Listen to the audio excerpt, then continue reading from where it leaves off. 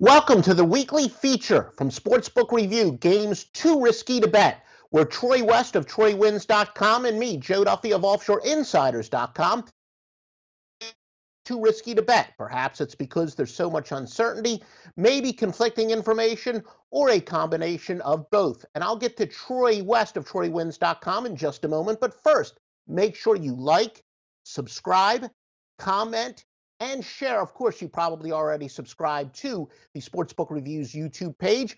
Hey, speaking of subscribe, if you're on Facebook, and of course, who isn't, subscribe to Sportsbook Reviews Facebook page. Every Sunday, 10 a.m. Eastern Time, I do a Facebook Live, the tailgate party, where I discuss very important, critical betting information for the NFL card every Sunday with Sportsbook Review. That's on their Facebook page.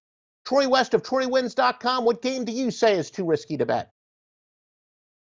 Yeah, Joe, there's a number of games going on Thanksgiving. The NFL wasn't good to us this year. They gave us 3 games that I'm not truly looking forward to watching, but, it's Thanksgiving, so I'll be watching. But the number one game that stands out to me, Joe, is the overreaction game, and that's going to be San Diego traveling into Dallas on Turkey Day.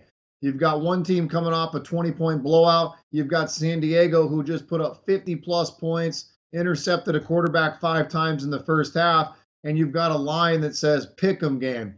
Now, I think most bettors out there are going to overreact and jump all over San Diego just for the, like I said, the overreaction of last week. Bettors tend to do that. They see the 2 scores of last week. They see one team playing bad football, another team playing great football, and they're going to jump all over it. For me, it's just too risky to bet. Dallas is 5-5. They're still very much in the playoff hunt. Yes, they are banged up, but I do think Dak Prescott has enough leadership in him to get this team playing better football. San Diego, a lot of people still think this team, even at 4-6, can still win a division in the AFC West that's still wide open. So you've got 2 teams with a lot to play for. Both teams are on the short week, and then you've got that overreaction factor from last week. Way too much going on. Yes, it's Thanksgiving. I know people are going to want to bet this game, but for me, it's too risky to bet. A lot of factors out there that go into this one.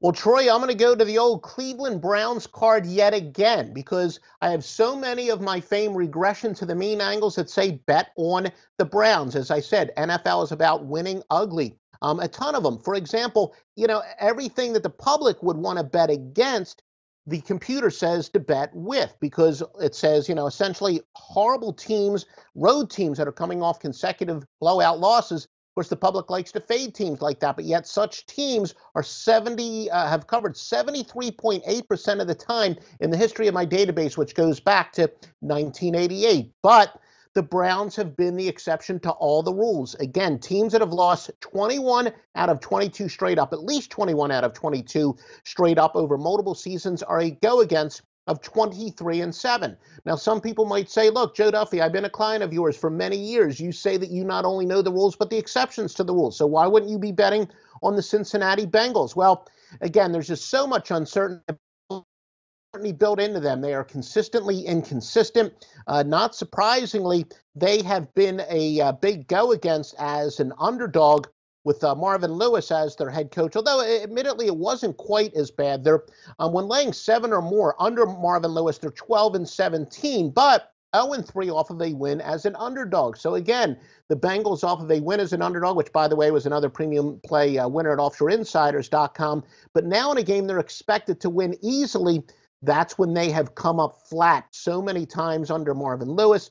I'm not a big fan of Andy Dalton, so I look for Andy Dalton in a game where maybe the stats might say this would be a big game for him. That's usually when he comes up flat. So I think it's, at least the second time, maybe even the third time a game involving the Browns I said was too risky to bet.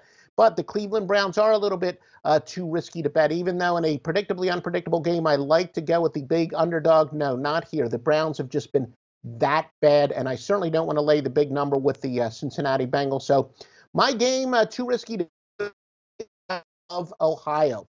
So make sure you join Troy West at TroyWins.com for his premium plays, and me, Joe Duffy, at OffshoreInsiders.com for my premium plays. And we'll be back next week with a game too risky to bet. Hey guys, thanks for tuning in to our channel.